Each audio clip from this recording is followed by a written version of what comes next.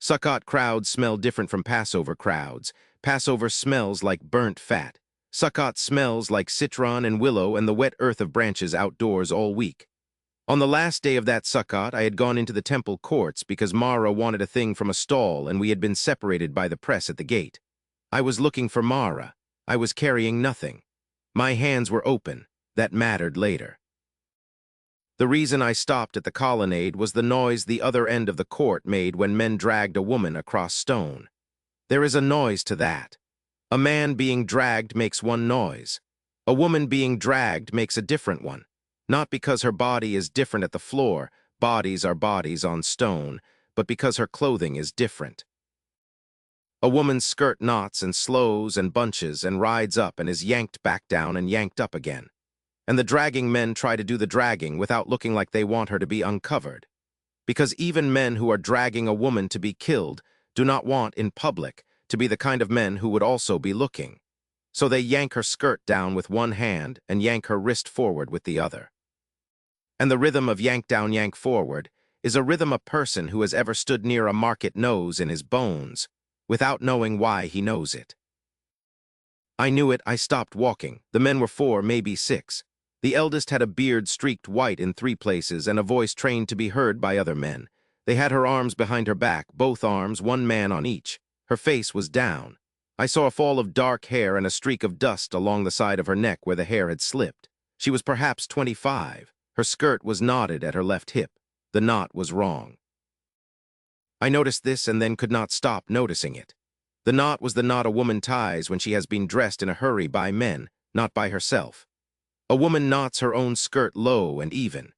These men had tried to knot it for her and had done it the way men who have never tied a woman's skirt try to do it, fast and high and wrong, and the wrongness of the knot told me before any word had been spoken. That they had pulled her out of a place where a knot did not need to be tied. They had taken her from sleep or from a bed or from a wash. They had taken her from the place where men accusing women of these crimes always take them from. I am old now and have learned not to say more about that. The reader is not stupid. They marched her past me toward the colonnade. The teacher, Jesus, though I would not say his name to myself yet, was sitting on the 2nd step, teaching about a vineyard. He looked up.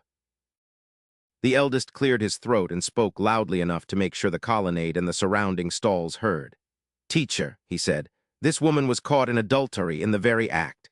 In the very act. The phrase has the smell of a witness who is also a watcher," he went on. "In the law, Moses commanded us to stone such women. What do you say?" I was close enough now to see the elder's eyes. His eyes were looking at the teacher. His eyes were also looking at the crowd. His eyes had the look of a man who has set up a trap on his own ground and is waiting to see which leg of the trap the prey steps on first. The teacher did not look at the elder. He looked at the woman. He looked at her for a small piece of a moment, long enough for me to see his face do a thing I have seen on faces and never been able to name. Then he looked down. He bent. He wrote in the dust. I could not read what he wrote. I cannot read now and could not read then. Most of the people I have ever loved could not read. The teacher who bent in the dust knew this about most of his crowd. He was writing for the part of the crowd that could read. A Pharisee was standing not 3 steps from me. He was reading. His face changed. I have spent 60 years trying to remember what kind of change. It was not anger. It was not amusement. It was not piety.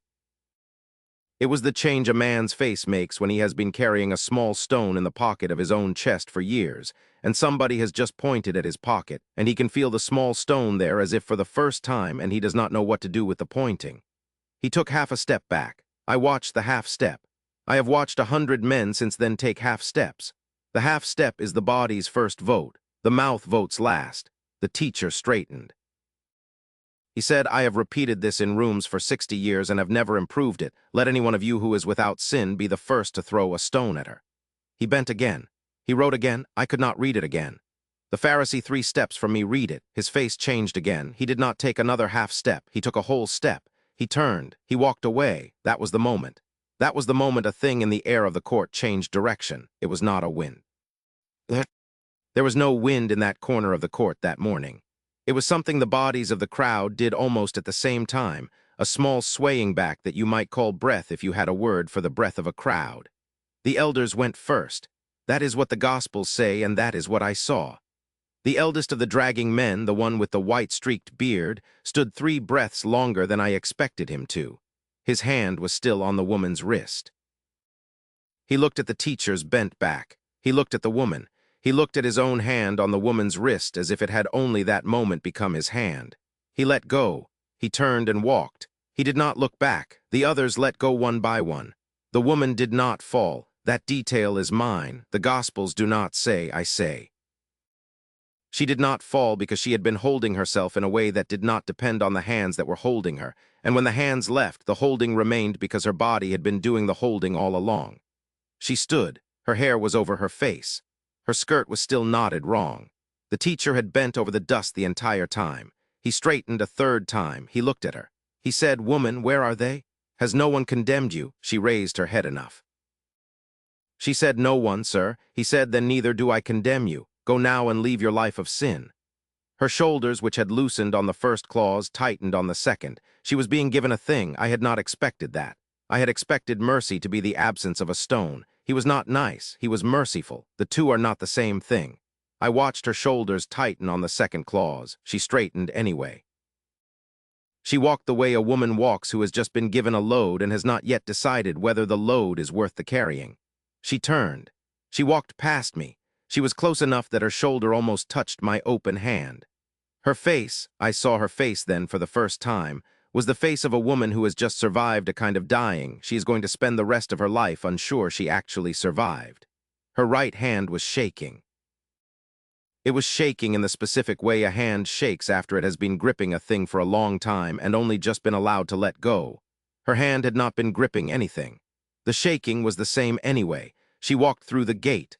The crowd parted for her in silence that was not quite reverence and was not quite shame. It was the silence of a court that has just been told a thing it had not asked to be told. I stood there. I looked at the place where the men had stood. There were stones in the dust, not enough for a stoning, enough for the beginning of one, 3 of them, one almost round. I did not pick any of them up. It was only later, walking back through the booths, that I noticed the second thing. I had not even considered picking one up. Other men in the crowd had. The proof was on the ground, small piles at the places where the elders had stood. I had stones in me. There had been a stone in me on the Sepphoris Road the night Hanan was killed. There was the stone of every man I had ever wanted to kill in a wine shop fight. But I had not, that morning, picked any of them up. That is not virtue. That is what the teacher had been writing about. I think. I do not know. The writing was gone. I found Mara at the citron stall, finally, near the south end of the booths. She was holding 2 citrons and arguing about the price of a 3rd. She saw my face and put down the citrons and let the merchant have the argument. She came over. She said, "What?" I said, "A teacher saved a woman from being killed." She said, "Where?" I said, "The far colonnade." He bent and wrote in the dust. I could not read it. She said, "Neither can I." I said, "She walked through the gate." Mara said, "Good." She picked up her citrons again. She finished the argument with the merchant. The merchant lost. We walked home with 3 citrons and willow and a small bundle of myrtle and a memory neither of us had the words for in any language we shared.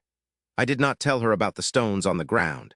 I told her years later, after Hosea was born, after we had stopped being people who were starting anything and had become people who were keeping people alive. I told her about the stones one night and she said, "Good. Don't pick one up later either." Her whole answer. The whole of the help she ever gave me that morning, the only help I needed.